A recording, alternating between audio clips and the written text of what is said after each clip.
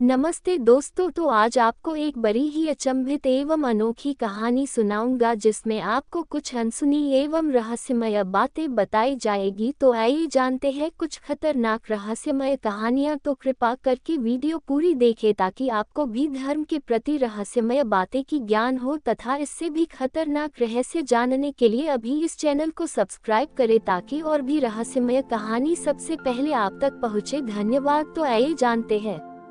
रात के तीसरे पहर बनारस की हवाओं में एक विचित्र बेचैनी थी।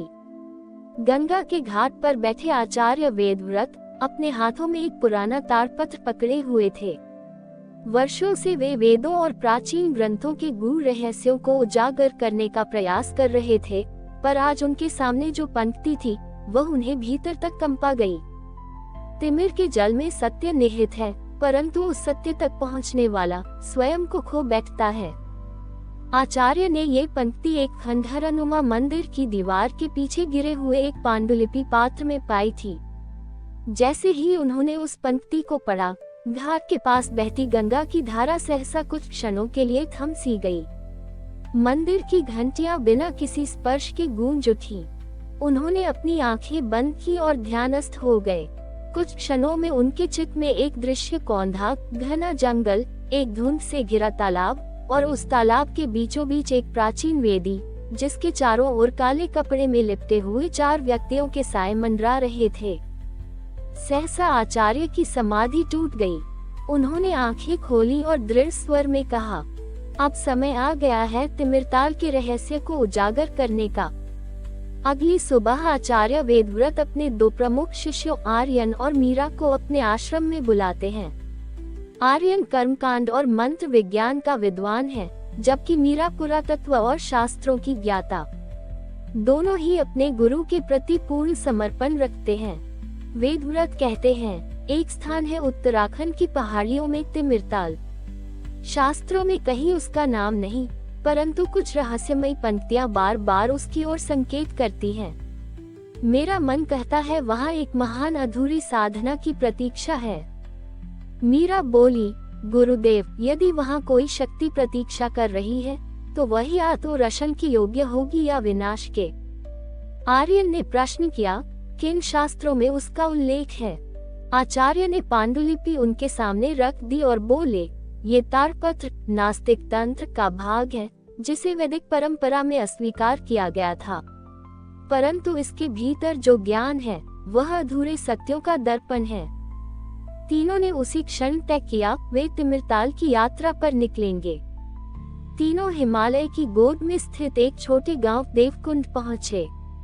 वहां के वृद्ध पुजारी पंडित रामचरण ने उन्हें देखते ही पहचान लिया। आप वही हैं जिनके आने की भविष्यवाणी वर्षों पहले की गई थी।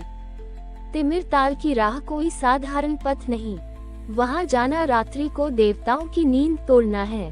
वेदव्रत ने पूछा, क्या आप तिमिरताल के बारे में जानते हैं? पंडित ने एक क्षण के लिए मौन साधा और फिर धीमे स्वर में बोला, तिमिरताल एक श्रापित ऋषि की साधना भूमि है। वहां जाने वाला या तो पागल हो जाता है या फिर लौटता ही नहीं। पर यदि कोई पूर्ण शुद्धि से वहां प्रवेश करे तो वह स्वयं सत्य का साक्षात्कार कर सकता है। वहां गांव के बुजुर्गों ने बताया कि कई बार तिमिरताल से रात्रि के समय कोई अज्ञात मंत्रोच्चारण सुनाई देता है।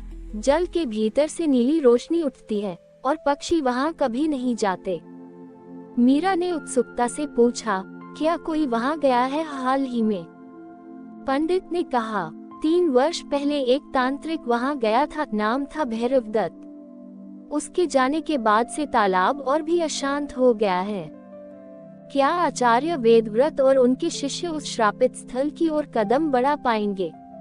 तिमिरताल की वेदी पर किस आत्मा का वास है और उस अधूरी साधना की पूर्णता के लिए क्या उन्हें बलिदान देना होगा? देवकुंड गांव से तिमिरताल लगभग 3 कोस दूर था, एक ऐसे रास्ते से होकर जो अब मानचित्रों में भी नहीं था। गांव वालों ने चेतावनी दी थी, सूर्य अस्त होने से पहले लौट आइए, वरना जंगल आपको पहचान लेगा। आचार्य वेदव्रत, आर्यन और मीरा प्राचीन ताम्रपट पर अंकित दिशा संकेतों के सहारे गहन वन में प्रवेश कर चुके थे। ये जंगल साधारण नहीं था। वहाँ पेड़ हवा में नहीं, किसी अदृश्य मंत्र के प्रभाव में झूलते प्रतीत होते। हर शाखा, हर जड़ मानो किसी बात को छिपा रही हो। मीरा ने एक पेड़ की खोखल में से कुछ विचित्र चिन्ह पाए। त्रिकोण के भीतर सर्पिल रेखाएं और नीचे लिखा था, यत्र मंत्रः निनादम करोति तत्र चक्षुर्विहीनः अपि दृष्टवान। जहाँ मंत्र गूंजते हैं वहाँ अंधा भी देख सकता है। कुछ दूर चलने के बाद उन्हें एक चट्टान दिखाई दी जिस पर सूखे रक्त के धब्बे थे। आर्यन झुका और ध्यान से देखने लगा, फिर बोला, ये कोई पशु बलि नहीं, ये रक्तवेदियों का चिन्ह है। भैरव साधकों की एक गुप्त शाखा ऐसा चिन्ह बनाती थी। इसका अर्थ है यहाँ रात्रि में देव को जगाया गया। रात्रि का पहला पहर शुरू हो चुका था। जंगल के अंधकार में एक रहस्यमयी नीला प्रकाश झिलमिलाता दिखा। उसी का पीछा करते हुए तीनों एक स्पष्ट गोल मैदान में पहुँचे। वहाँ एक शांत जलाशय, चारों ओर ऊंचे साल और देवदार के वृक्ष और ताल के बीचों बीच एक पत्थर की वेदी दिखाई दी। ये तिमिरताल था।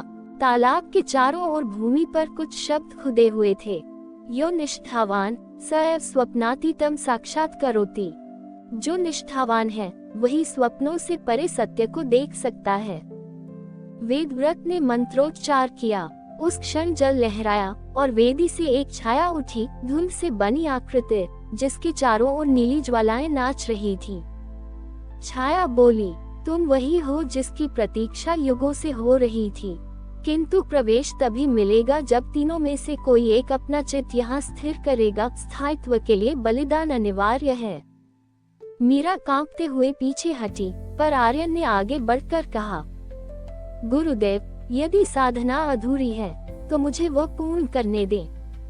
वेदव्रत ने उसकी ओर देखा, फिर गंभीर स्वर में बोले, नहीं आर्यन, बलिदान से पूर्व हमें ये जानना होगा कि यह साधना थी किसकी और क्यों अधूरी रह गई।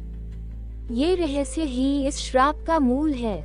तिमिरताल के किनारे एक टूटा हुआ मंदिर पड़ा था, पुरातन, ध्वस्त, पर उसके गर्भगृह में एक मूर्ति आज भी अखंड खड़ी थी। एक त्रिनेत्रधारी योगी जिनकी आंखें मूंदी थी और हाथों में अग्निकुंड का प्रतीक था।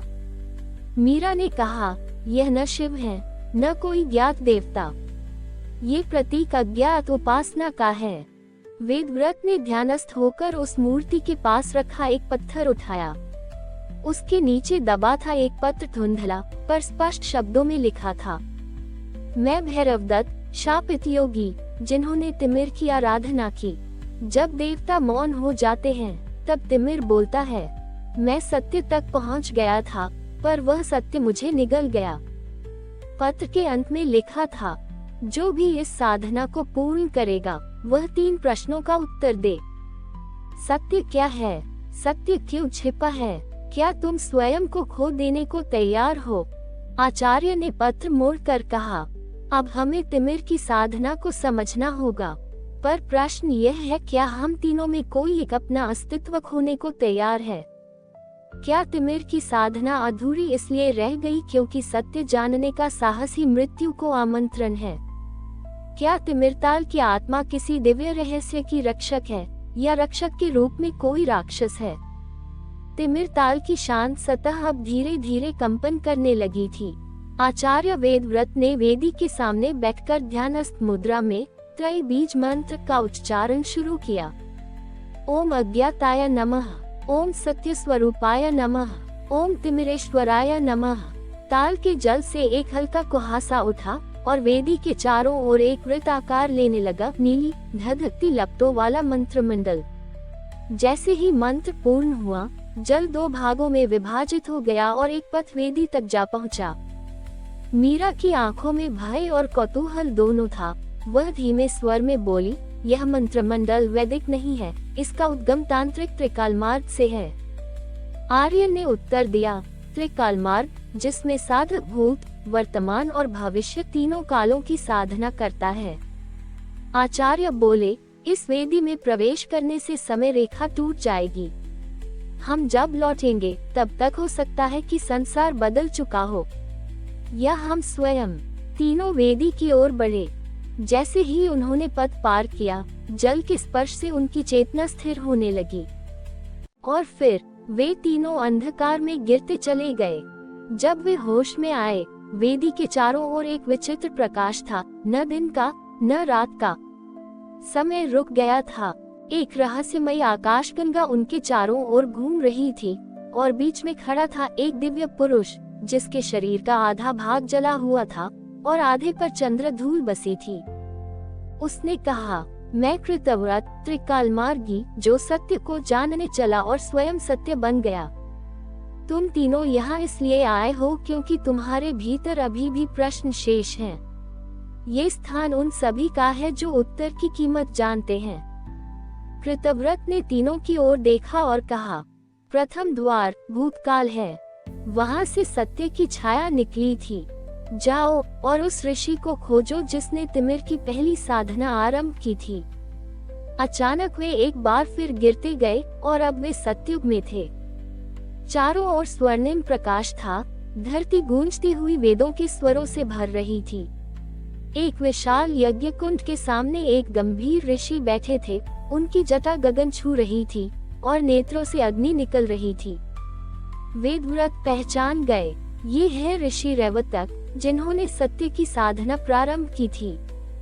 ऋषि बोले, मैंने सत्य को केवल जानना नहीं चाहा, मैंने उसे बांधना चाहा, और वही मेरा पतन हुआ। तिमिरताल वही स्थल है जहाँ सत्य ने मेरी चेतना को छीन लिया और एक छाया को जन्म दिया, भैरवदत्त। मीरा ने पूछा, तो भैरवदत्त कोई साधक नहीं, आपकी छाया है?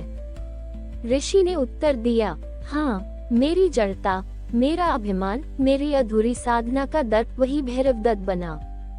वह कभी मेरा भाग था, अब स्वतंत्र चेतना बन गया है, और जब तक वह तिमिर में बंधा है, कोई भी साधना पूर्ण नहीं होगी। उसे मुक्त करना होगा या उसे हराना होगा। तभी सब कुछ धुंधला होने लगा। तीनों पुनः तिमिरताल में लौटे, पर यह वैसा नहीं था जैसा वे छोड़ आए थे। वेदी से अग्नि निकल रही थी और उसका रक्षक भैरवदत्त प्रकट हो चुका था। उसकी आंखें जलती हुई अग्नि के समान थीं।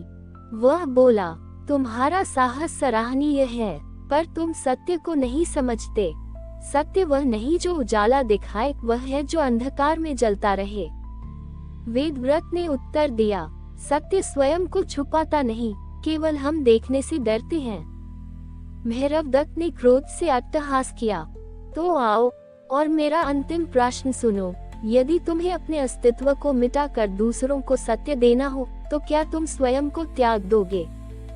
आर्यन ने बिना रुके कहा, हाँ, यदि यही धर्म है।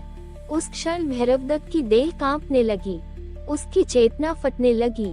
वेदव्रत आगे बढ़े और मंत्र उच्चारित किया, ओम त्रिकाल शुद्धाय आत्मविनाशाय स्वाहा। एक तेज प्रकाश हुआ और भैरवदत्त जल की बूंदों में विलीन हो गया। क्या ये तिमिर का अंत था, या कोई गहराई अब भी शेष है? क्या वे अंतिम द्वार भविष्य में प्रवेश करेंगे, और क्या तिमिरताल अब शुद्ध हो चुका है? भैरवदत्त की चेतना विलीन होते ही वेदी शांत हो गई। तालाब का जल पुनः स्थिर हो गया और चारों ओर एक विचित्र शांति छा गई, न भय की, न मुक्ति की, बल्कि प्रतीक्षा की। तभी वेदी के चारों ओर एक त्रिकोणीय द्वार बना, समय का अंतिम द्वार, जिसे त्रियुग द्वार कहा जाता है। वेदव्रत बोले, यह अंतिम द्वार है, इसका पार पाना सरल नहीं। ये वह भविष्य दिखाता है जो चेतना के आधार पर बदल सकता है। आर्यन, मीरा और आचार्य वेदी के मध्य खड़े हुए।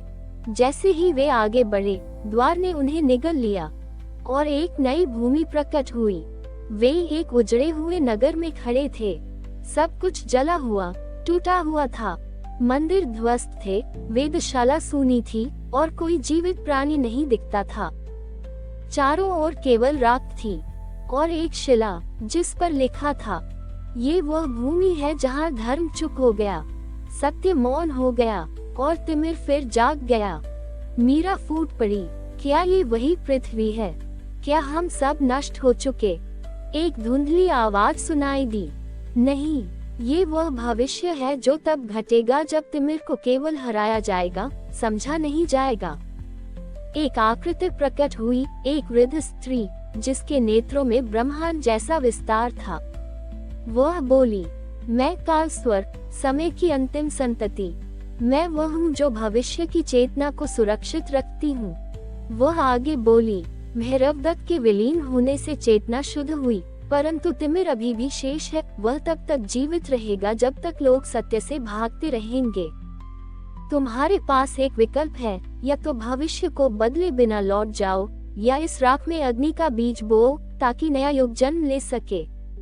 लेकिन इसके लिए तुम्हें वर्तमान का बलिदान देना होगा। वेदव्रत ने कहा, मैं वर्षों से ज्ञान और सत्य की खोज में रहा हूँ, परंतु अब समझता हूँ सत्य केवल जानने की वस्तु नहीं, जीने की चुनौती है। आर्यन ने धीमे स्वर में कहा, गुरुदेव, मैं तैयार हूँ। मैं इस समय राख में स्वयं को बो दूं। यदि मेरा चित अग्नि बीज बने तो आने वाला युग तिमिर से नहीं, प्रकाश से जन्मेगा। कालस्वर मुस्कुराए। उसने अपनी हथेली आर्यन के माथे पर रखी। आर्यन धीरे धीरे एक दीपक में परिवर्तित हो गया। उसकी चेतना एक बीज ज्योति बनकर इस राख में समा गई। भविष्य बदलने लगा। उजड़ी हुई धरती में घास उगाए, मंदिरों की छाया फिर बनने लगी, वेदों की गूंज सुनाई देने लगी। मीरा और वेदव्रत की आंखों से आंसू बहने लगे। वे दोनों वापस वर्तमान काल में लौटे। तिमिर ताल अब वैसा नहीं था। वहाँ एक छोटा मंदिर था और उसके अंदर एक दीपक जल रहा था। उस दीपक के नीचे लिखा था, आर्यन, जिसने समय को अपना शरीर दे दिया ताकि आने वाली पीढ़ियां तिमिर में न भटकें। मीरा ने मौन होकर दीप को प्रणाम किया। वेदव्रत ने धीमे स्वर में कहा, जिसने समय को जीता नहीं, उसे समझा, वही तिमिर का रक्षक बना। और यही तिमिर ताल की पुकार थी, सत्य की वह आवाज जो केवल उन्हें सुनाई देती है जो अपने अहंकार को छोड़ देते हैं। हमारी और भी आध्यात्मिक एवं अनोखी कहानियाँ देखने के लिए हमारे चैनल पर जाएं तथा धार्मिक एवं पौराणिक और भी रोचक भरी कहानियाँ हमारे चैनल पर है। कृपया जाके देखें तथा हमारे चैनल को सब्सक्राइब करके रखें तथा वीडियो अच्छा लगे तो लाइक जरूर करें। धन्यवाद।